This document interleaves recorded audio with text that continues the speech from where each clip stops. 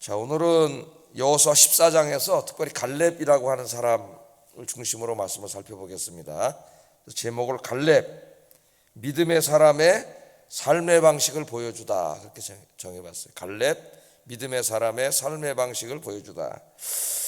자, 13장은 이제 그냥 넘어가는데 13장부터 19장까지가 여호수아의 또 한 덩어리로 이렇게 되어 있습니다. 그래서 13장부터 19장까지는 주 내용이 가나안 땅을 정복해서 12지파와 레위지파에게 그 땅을 분배하고 나누어 주는 이야기예요. 13장부터 19장까지는. 그래서 어제 요 중에서 이제 그 땅 분배가 가지고 있는 신학적인 의미, 거기에 대해서 어제 이제 제가 포괄적으로 다 설명을 했습니다. 그 부분은 마지막 때에 하나님이 하나님의 백성들에게 하나님의 나라의 땅을 나누어 주는 이야기로 완성이 된다고 어제 말씀을 드렸어요. 근데 이제 이 13장은 아직 점령하지 못한 땅들을 신속하게 빨리 점령해서 각 지파에게 나누어 주라는 말씀과 그 다음에 이제 주 내용이 동쪽에 이미 땅을 받은 사람들의 얘기를 다시 반복하고 있습니다.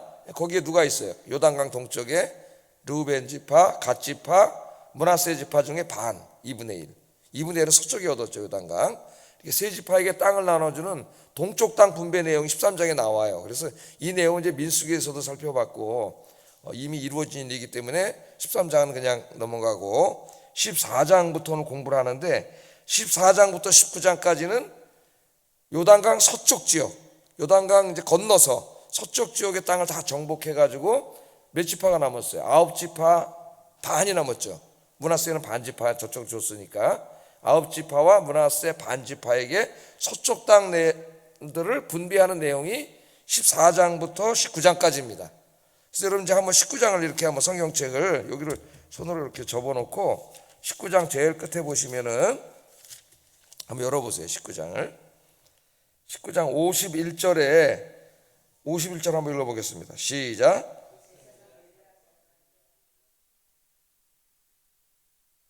실로에 있는 회막문 여호와 앞에서 제비 뽑아 나눈 기업이 이러하니라. 이에 땅 나누는 일을 마쳤더라. 이렇게 끝나는 거예요. 그래서 여호수아 읽을 때도 13장부터 이제 땅 분배 내용인데 13장은 이제 요단강 동쪽에 이미 땅을 분배받은 그 세 지파 반에게 준 내용이고 14장부터 19장까지는 나머지 이제 요단강 건너와 가지고 서쪽에 9지파와 므낫세 반 지파에게 땅을 분배한 내용이구나. 그렇게 여러분 알면 되고요. 14장부터 이제 쭉 읽어보면은 19장까지 읽어보면은 이 땅 분배하는 내용이 나오는데 유다 지파부터 시작해 가지고 단 지파까지 순서대로 각 지파의 땅을 나누어 주는 이제 그런 이야기들 쭉 순서대로 기록되어 있습니다. 집에 가서 한번 오늘 읽어보세요. 그래서 오늘 아침에는 이 중에서 이제 14장에 이 갈렙에 대한 이야기를 좀 살펴보려고 그러는데 14장을 구조를 보면은 1절부터 5절까지 요단강 서쪽 지역 땅 분배에 대한, 그러니까 14장부터 19장까지 전체 내용에 대한 서로 내용 1절부터 5절까지 땅 분배하고 그 다음에 6절부터 이제 갈렙이 나옵니다. 갈렙. 오늘 말씀해 보면 유다지파, 제일 먼저 유다지파에게 땅을 분배했는데 그 유다지파 중에 한 사람이 갈렙이라는 갈렙은 잘 알죠 우리가. 이 갈렙이 여호수아를 찾아와서 나는 특별히 이 땅을 주세요 하고 부탁을 하는 거예요. 근데 이거 잘못하면 유다지파 다른 사람들이 불만을 할 수가 있죠. 자기가 아무리 공을 많이 세웠어도 먼저 찾아가 가지고 공평하게 나눠줘야지 자기가 원하는 땅을 달라 그러면 다른 사람들이 불평을 할 수가 있습니다. 그런데 놀랍게도 이 공을 제일 많이 세웠고 어쩌면 여호수아가 아니라 갈렙이 지도자가 될 수도 있었던 그런 사람이죠, 이 사람이. 그런데 찾아가서 헤브론 땅을 달라 그래요. 헤브론 땅은 산간 지역이에요. 그 당시에 볼품이 별로 없는 땅입니다. 다른 사람들이 볼 때. 그 다음에 이게 또 얻기도 쉬운 땅이 아니에요. 왜냐하면 거기 안악 자손들이 살아요. 거인들이. 이게 탈취해서 얻기도 쉬운 땅이 아닌데 그 땅을 이제 누구에게인가 분배해주고 네가 가서 빨리 정복해서 얻어라 그런다면은 누구도 싫어할 땅이에요. 근데 이 갈렙이라고 하는 사람이 어떻게 보면 서열로 오면 여호수아 다음이라고 할 수도 있는데 이 헤브론 땅을 달라고 그럽니다. 가서. 그래서 이 이야기를 통해서 오늘 아침에 이 믿음의 사람들의 삶의 방식에 대해서 좀 몇 가지 묵상을 해보려고 해요. 아침에. 오늘 새벽에 나오신 여러분들은 믿음의 사람이라고 믿습니다. 믿음이 없으면 이 새벽에 나올 수 없겠죠. 믿음의 사람의 삶의 방식을 한번 생각해 보겠는데, 세 가지만 오늘 아침에 잠깐 간단하게 묵상을 하겠습니다. 첫째는, 믿음의 사람은 현실만 바라보는 사람이 아니라 믿음의 눈으로 하나님을 바라보는 사람이다. 믿음의 눈으로. 그래서 우리가 처한 현실이 있죠.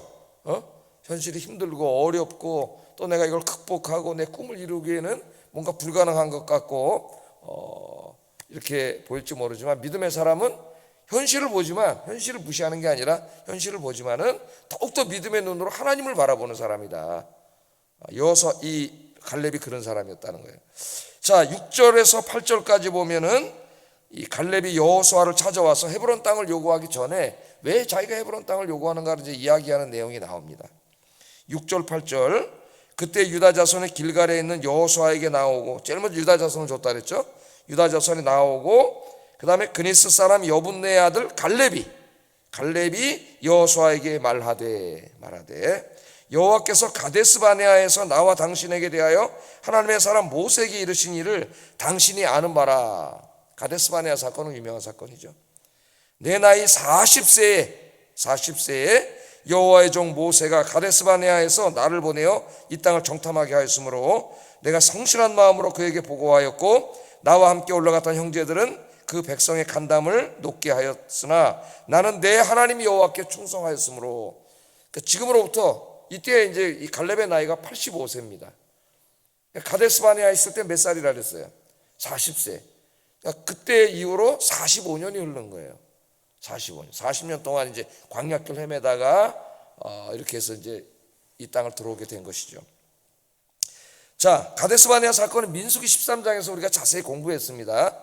민수기 13장, 그 출애굽한 지 2년 정도밖에, 1년 정도 좀 넘었을 때 가데스 바네아에 도착을 해가지고 거기서 정탐꾼을 보내죠.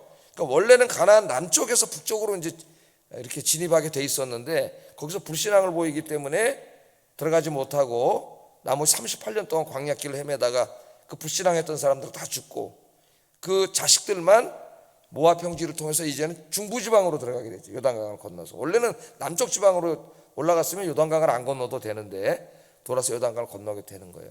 그때 이제 그 가데스 바네아에서 정탐꾼을 보냈는데, 여호수아도 정탐꾼이었고 갈렙도 정탐꾼이었죠. 그 다음에 나머지 10명이 또 있어요. 그 사람들이 가서 이제 이 지역을 다 보는데 정말 젖과 꿀이 흐르는 땅이에요. 포도를 진짜 한 송이를 두 사람이 들고 다니고, 어린이 성경에 나오잖아요. 그 정도로 막 젖과 꿀이 흐르는 땅이 가나안 땅이, 너무 좋다, 하나님 이 땅을 우리에게 주시려고 그러는구나, 이렇게 생각하는데, 지금 여호수아가 요구하고 있는 헤브론 땅에 이르렀을 때 큰 실망을 하게 됩니다. 너무 좋은 땅이에요. 근데 헤브론 지역을 싹 정탐하다 보니까 헤브론 지역에 아낙 자손이라고 하는 이 거인들이 살아요. 엄청나게 등치가 큰 거인들이 사는데, 그 사람들 보고 완전히 겁에 질려버렸습니다. 그래서 열지파 사람들이 돌아와가지고 이제 정탐했으니까 보고를 해야 되잖아요. 이스라엘 사람들 200만 명을 다 모아놓고 보고를 하는데 부정적인 얘기를 하기 시작하는 거죠. 와, 정말 젖과 꿀이 있는 땅은 마수다. 가봤더니 좋은 땅인데, 그 땅 거민들이 아낙 자손인데 덩치가 얼마나 큰지 거인인데 우리가 도저히 싸워서 이길 수가 없다 그랬어요. 그 사람들에게 비해서 우리는 그들에 비하면은 메뚜기 새끼밖에 안 됩니다. 그러니까 막 전부 사람들이 울고 불고 낙심하고 모세를 막 돌로 때려 죽이려고 그러고, 이제 우리가 다른 지도자를 세워서 애굽으로 돌아가자 그러잖아요. 애굽으로 돌아간다는 게 무슨 말이에요? 하나님을 버리고 다시 태양신에게로 돌아간다는 얘기예요. 이 불신앙 때문에 거기 있는 모든 사람들 중에 20세 이상의 성인, 출애굽할 때 20세 이상의 성인들은 한 사람도 가나안 땅에 못 들어갑니다. 여호수아와 갈렙 제외하고는. 38년 동안 광야길 헤매다가 광야에서 다 죽어요. 자, 그들은 정말 어떻게 보면은 인간적으로 합리적으로 판단한 겁니다. 땅은 정말 좋아. 그냥 뭐 대충 말한 게 아니에요. 다 적어서 땅은 너무 좋아, 기름진 땅이야. 근데 딱 보니까 저쪽에 거인들이 있어요. 아낙 자손들이 헤브론 지역에. 그러나 저 사람들하고 싸워서 이길 수가 없어. 어떻게 보면 상황을 객관적으로 보고 있지만은 그게 다인 거예요. 믿음이 없는 사람은 그게 다지, 뭐 눈에 보이는 게.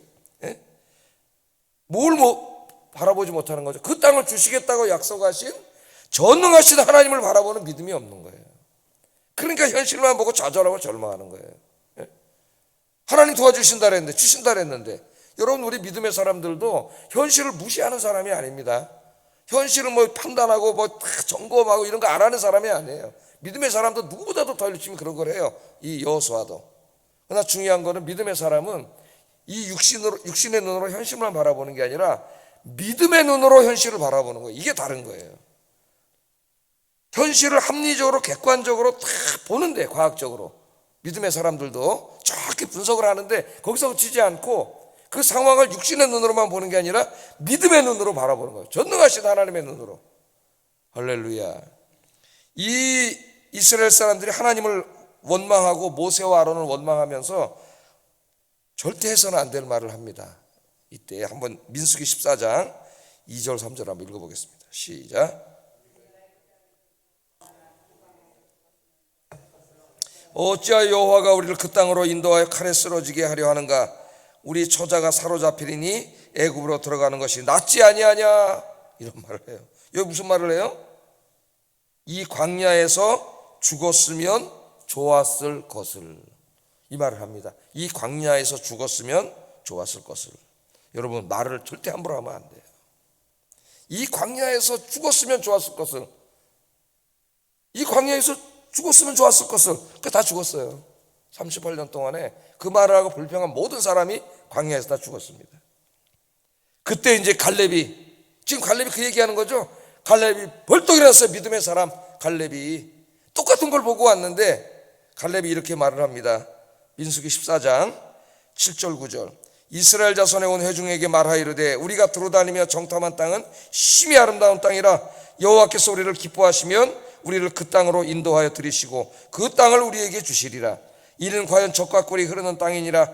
다만 여호와를 거역하지는 말라. 또 그 땅 백성을 두려워하지 말라. 그들은 우리의 먹이라. 그들의 보호자는 그들에게서 떠났고 여호와는 우리와 함께 하시느니라. 그들을 두려워하지 말라. 너무 안타까워서 갈렙도 다 보고 왔어요. 너무 좋은 땅이고 아낙 자손이 있어요. 정말 객관적으로 싸워서는 이기기가 어려운 것 같은 정말 거구들이에요. 거인들이에요. 그걸 모르는 게 아니에요, 갈렙도. 그러나 갈렙은 믿음의 눈으로 그걸 바라보고 있잖아요. 여호와 하나님께서 우리를 기뻐하시면 그들은 우리의 밥이라. 오늘 이제 요새 그 개혁 개정에는 먹이라 그랬는데 밥이란 상징적인 표현이 더 좋은 것 같아. 내가 볼 때 번역할 때 그들은 우리의 밥이라. 저들은 뭐라 그랬어요? 우리는 그들에 비하면 메뚜기다. 메뚜기 새끼입니다. 그럼 하나님 메뚜기 대장입니까? 그들이 우리의 밥이라 그러잖아요. 갈렙이. 여호수아 똑똑한 사람, 이 갈렙이 똑똑한 사람이에요. 누구보다도 객관적으로 다 평가한 사람이에요. 다 보고 조사해 온 사람이에요. 그러나 그 상황을 인간적인 눈으로만 바라보지 않고 믿음의 눈으로 바라봤다는 게 다릅니다. 그러니까 우리 인생도 마찬가지예요, 여러분. 또 하나님이 여러분 교회와 교회에서 맡겨준 이 직분을 감당하는 것도 다 마찬가지예요. 우리도 믿음의 사람도 다 현실을 봐야 되고 분석해야 되고 예산도 세워야 되고 다 믿음의 사람도 안 하는 게 아닙니다. 믿음으로 한다고 하면 얼렁뚱땅하고 대충하고 막 그건 하나님하고 아무 관계가 없는 일이에요. 상세하게 계획하고 다 세워서 믿음의 사람도 현실을 바라보고 다 하지만 그러나 육신의 눈으로만 바라보지 않는다. 뭐로 바라본다? 믿음의 눈으로 바라본다. 하나님을 바라본다. 오늘 아침에도 하나님을 바라보고 사시는 여러분 되기를 주의 이름으로 축복합니다. 두 번째 이제 믿음의 사람의 삶의 방식은 첫째는 믿음의 눈으로 하나님을 바라보는 것이고 둘째는 하나님께서 주신 비전에 불타한다. 하나님께서 주신 비전. 비전은 어제 탐심에 대해서 수요일날 공부했죠. 탐심은 우리의 안에서 타락한 죄성에서 나오는 것이라면 비전은 저 초월로부터 오는 것이죠. 비전은 누가 주시는 거예요? 하나님이 주시는 거예요. 잘못한 비전과 욕심, 탐심을 헷갈리는 사람이 있어요. 우리 목사들이 그런 헷갈리는 걸 잘 알죠. 자기 인간적인 목회에 대한 욕심과 하나님이 주신 비전을 혼자 헷갈려가지고 뒤섞는 목사들이 많죠. 비전은 하나님으로부터 온 거예요. 내 마음을 뜨겁게 하고 그것을 생각할 때 가슴이 막 설레고 자다가도 벌떡 일어나서 공부하게 하고 막 노력하고 준비하고 이렇게 만드는 게 비전이죠. 비전. 근데 이 갈렙은 하나님이 주신 비전을 가슴에 품고 평생을 살았던 사람이에요.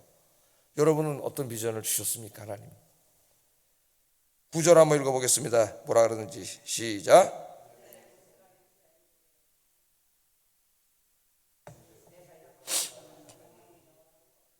기업이 되리라 하셨느니라. 아멘. 그러면서 이제 헤브론 땅을 자기가 왜 달라 그러냐 이유를 얘기하잖아요.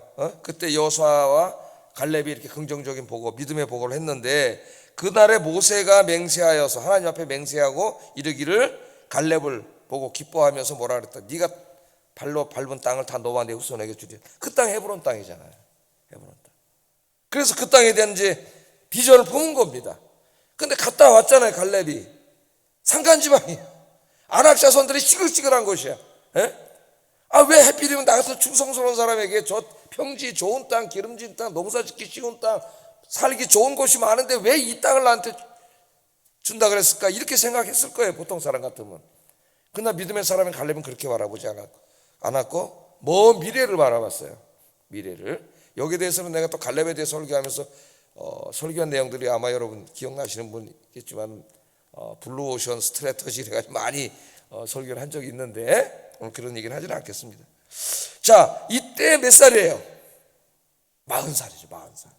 40세.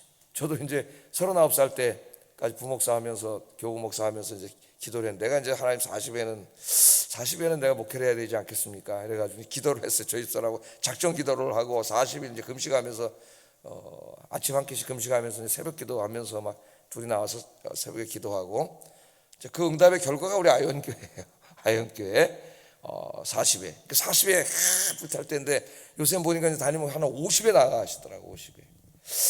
50은 좀 너무 늦지 않나 이런 생각이 들어요. 마음속으로는 막 이게 불탈 때 40대 50은 좀 안정적인 생각을 할 때인데 40대예요. 그래 이제 그 헤브론 땅에 대한 비전을 가슴에 품고 그러다 금방 그 꿈을 이룰 수는 없었습니다. 왜? 다른 사람들이 불신앙을 해가지고 그 죄 때문에 공동체 전체가 40년 동안 광야길을 헤맬 수밖에 없어서 이 꿈이 지금 몇 년 미루어진 거예요. 45년 미루어진 거예요. 지금 85세예요. 85세. 예?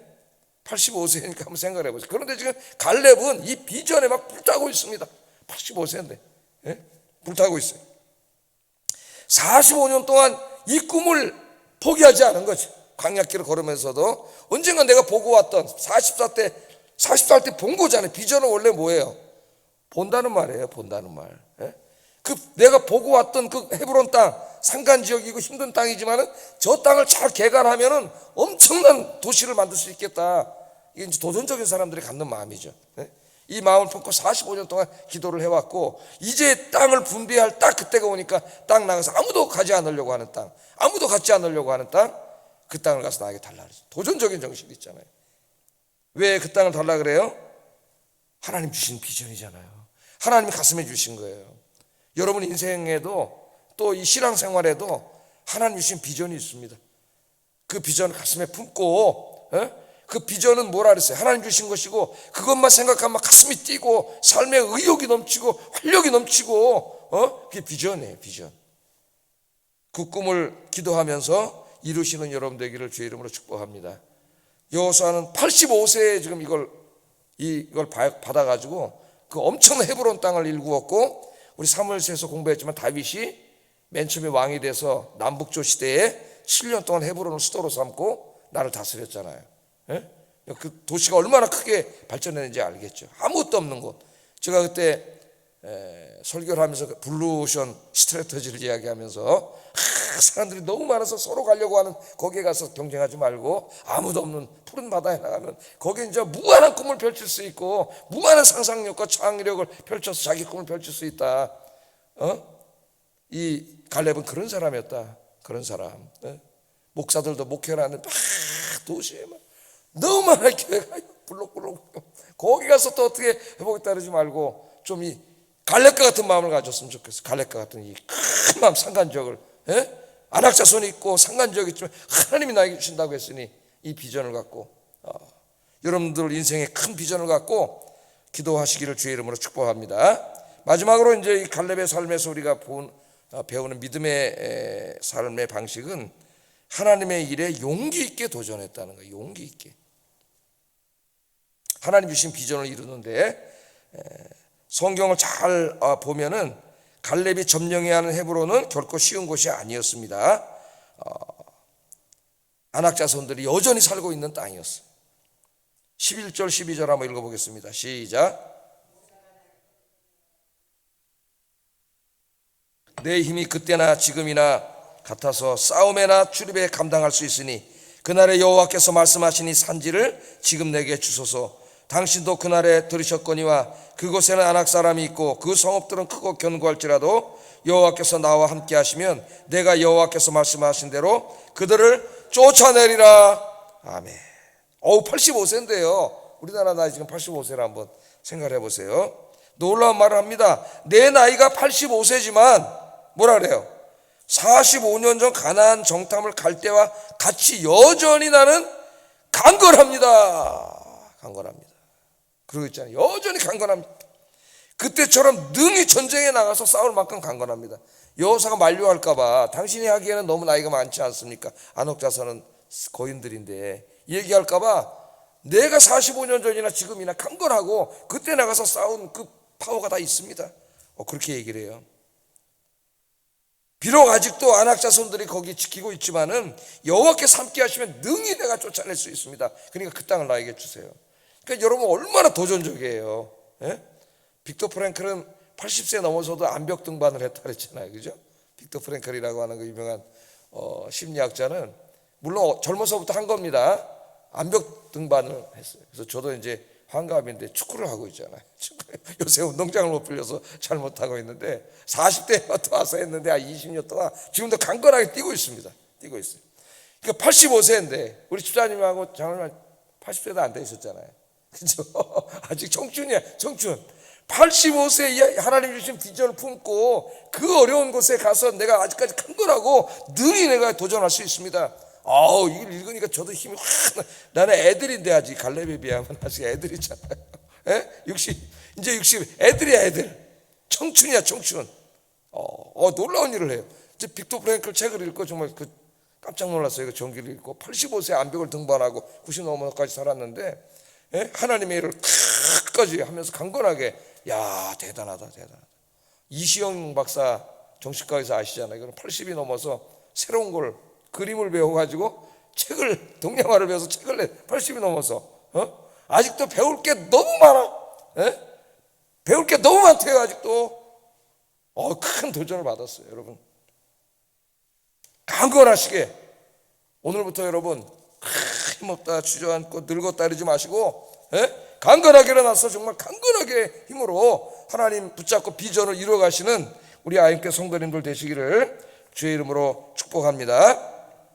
믿음은 결코 편안하고 안락한 삶을 추구하지 않습니다.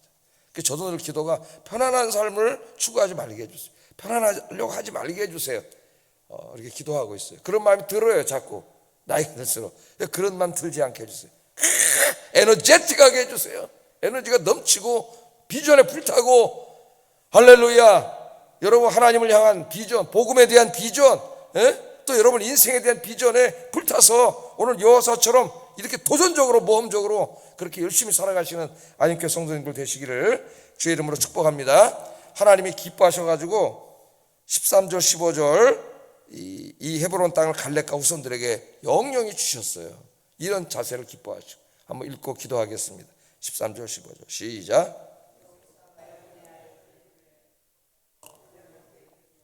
기업을 삼게 하며 헤브론이 그니스 사람 여분네 아들 갈렙의 기업이 되어 오늘까지 이르렀으니 이는 그가 이스라엘의 하나님 여호와를 온전히 쫓았습니다. 헤브론의 옛 이름은 기럇 아르바라. 아르바는 아낙 사람 가운데에서 가장 큰 사람이었더라. 그리고 그 땅에 전쟁이 그쳤더라. 아멘. 하나님 그런 믿음의 삶의 자세를 기뻐하시는데 여러분들이 오늘날의 갈렙이 되기를 주의 이름으로 축복합니다. 기도하겠습니다. 상황만 바라보지 말고 믿음의 눈으로 하나님을 바라보는 믿음의 사람이 되게 하소서. 나의 인생에도 신앙에도 하나님께서 주신 비전을 가슴에 품고 살게 하소서. 세 번째, 하나님을 의지하고 적극적이고 도전적인 삶을 살게 하소서. 기도하겠습니다. 사랑과 은혜가 충만하신 아버지 하나님, 오늘 이제 13장부터 19장까지는 여호사가 땅을 분배하는 각 지파에게 순서대로 땅을 분배하는 이야기입니다.